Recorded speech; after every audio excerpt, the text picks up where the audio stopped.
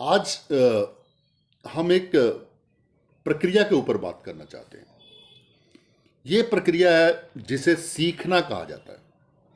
हम इतने सारे स्कूलों में देखते हैं, इतने सारे टीचर्स हमारे पास अवेलेबल हैं, फिर भी बच्चों में वो उस लेवल की समझ नहीं आ पाती किसी चीज़ की। इसका क्या कारण है कि एक बच्चा वहीं पे काफ़ी अच्छी तरह से चीज़ों को समझता है और दूसरे बच्चे उसको अच्छे से नहीं समझ पाते हैं। इसका रीज़न क्या होता है? सबसे पहले जो होता है, आपके पास शब्दावली कितनी है अपने भावनाओं को व्यक्त करने के लिए।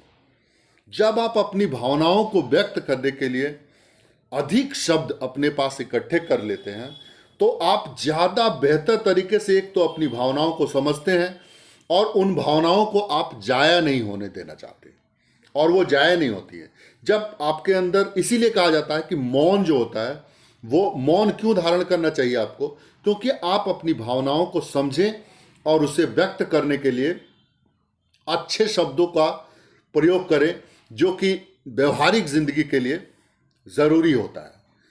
हालांकि शब्द से भी, शब्द जो होते हैं वो आपको, कम्युनिकेशन इज पावर, संवाद ही शक्ति है, इसमें जरूर डालते हैं।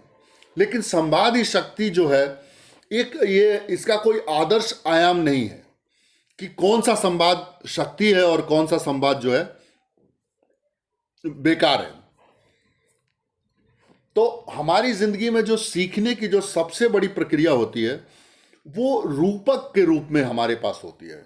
मतलब समानता और अंतर के रूप में सीखना एक प्राथमिक तरीका है।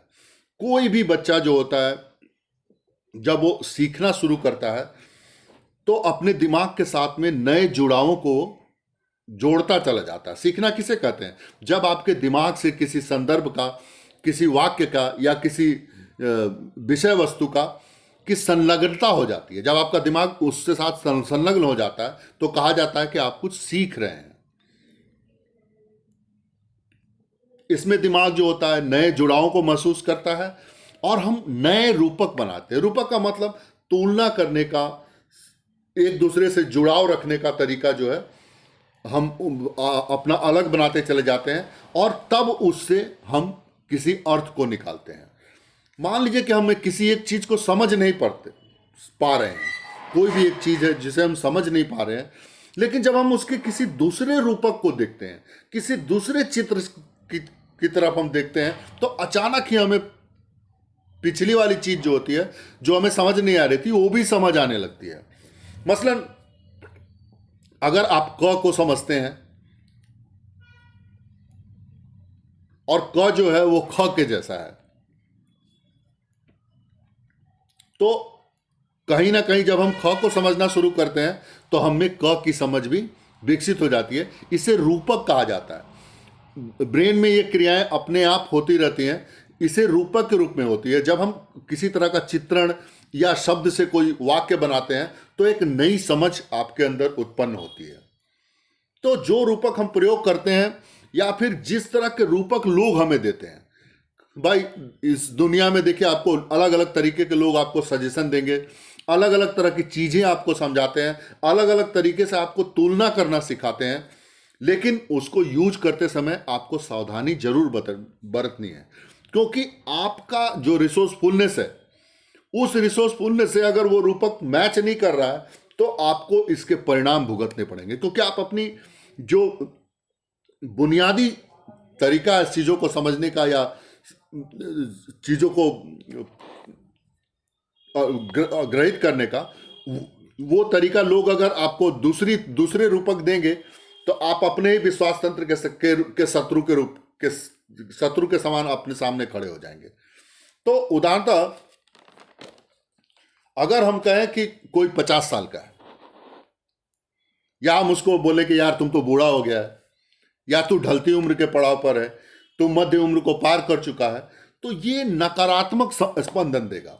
ये सारी चीजें सभी लोग बोलते हैं, अरे यार बूढ़े हो गए हो, अरे यार आप 50 के हो गए तो आपको ये नहीं करना चाहिए, आपको वो नहीं करना चाहिए।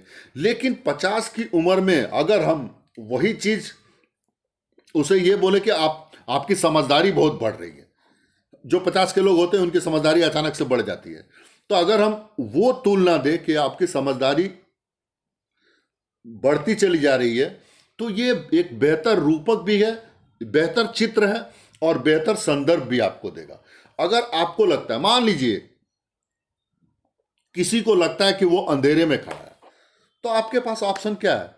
अंधेरे, अगर आपको लग रहा है कि आप अंधेरे में खड़े हुए तो आगे बढ़िए, भैया बल्ब का स्विच जला दीजिए, उजाला हो जाएगा। या फिर आपको लग रहा है कि आप किसी भ्रम के समंदर में डूबे चले जा रहे हैं, तो फिर आपको क्या करना चाहिए? किनारे की तरफ बढ़िए और जो समझ की जो लैंड है, समझ की जो जमीन है, उस पर बैठिए और विश्राम कीजिए।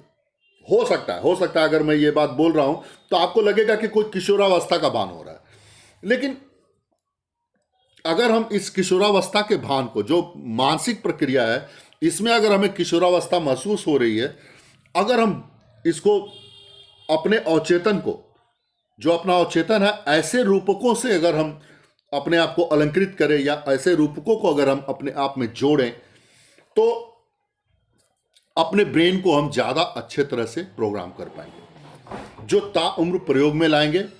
हमें अपने रूपकों का, जो हमारे दिमाग में चित्र बनते हैं, जो हमारे दिमाग में सोचें आती हैं, जब कड़ी से कड़ी जो हम जोड़ते हैं, अगर उसका कंट्रोल आप अपने हाथ में नहीं रखेंगे या इसके प्रयोग में कोई समस्या आ रही है, तो हमें उन रूपकों का प्रयोग करना चाहिए जो हमें शक्तिशाली बनाते हैं। एक बार अगर आप रूपकों और तुलना करने के तरीकों के प्रति संवेदनशील हो गए, तो आप खुद से बेहतर प्रश्न पूछेंगे। मसलन, क्या वास्तव में ऐसा ही है, या क्या ये मेरे तुलना करने का तरीका गलत है, और क्या मेरे पुराने सोचने का तरीका अगर नाकामयाब है तो इसमें क्या परिवर्तन लाना चाहिए जिससे मुझे बेहतर परिणाम मिल सके।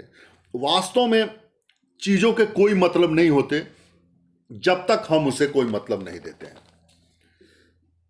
तो सोचने और मतलब देने का तरीका अगर आप बदलेंगे तो ये आपको रूपांतरित करके एक बेहतर नई समझ की ओर ले जाता है, क्योंकि आपने सोचने का तरीका बदला तो आपका पैराडाइम बदल जाएगा। पैराडाइम बदलते ही आपके दिमाग के सारे आयाम अचानक से झंकृत हो जाएंगे और आपकी सोच जो है ना, वो परिणाम पैदा करने लगेगी। जब आपकी सोच परिणाम पैदा करेगी तो आपका विश्वास तंत्र जो होता है वो सुदृढ़ हो जाएगा। चीज़ों को करने के लिए ज़्यादा स्पष्ट अवधारणा और आयाम आपको मिलेंगे, जो कि सोचने का तरीका, जो भी सोचने का तरीका आपको शक्तिशाली बनाता है या आप में साहस उत्पन्न करता है, वही आगे आपकी पहचान बनेगा। इसे आपको बिल्कुल अच्छी तरह से समझ लेना चाहिए। मसलन शॉर्टकट में हम बोलते हैं कि हमें फोकस होना चाहिए। तो अगर इस संसार में हम रह रहे हैं तो आपका फोकस जो होता है वो कोई दूसरा निर्धारित नहीं कर सकता। आप कभी भी किसी दूसरे के दिमाग से नहीं सोच सकते, लेकिन वास्तव में आम लोगों की ये धारणा होती है कि वो किसी न किसी एक को अपनी आंखों के आगे रखते हैं, जिसको वो मानते हैं कि ये सही है, और उससे जो होता है अपने अनुभूतियों और स्पंदनों को लेते हैं, और वो खुद नहीं जानते कि दूसरों से वो अनुभूतियां ले रहे हैं। तो वो अपने लिए तो समस्या खड़ी कर रहे हैं, वो दूसरों के लिए, उनके साथ रहने वालों के लिए और भी बड़ी समस्या खड़ा कर देते हैं।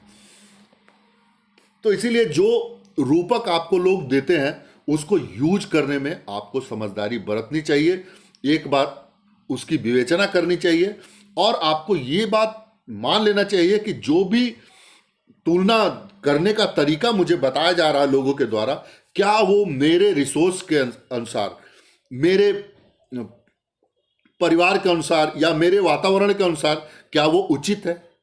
अगर वो वहाँ पे वो चीज़ें विपरीत परिणाम पैदा कर रही हैं तो लोगों के द्वारा दिए गए वो मेटाफोर आपको अपने पास या अपने वातावरण में प्रयोग नहीं करना चाहिए।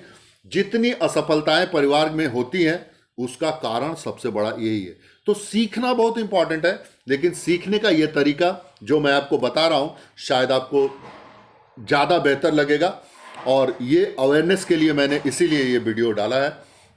आशा करता हूँ कि आप लोग को ये पसंद आएगा। धन्यवाद।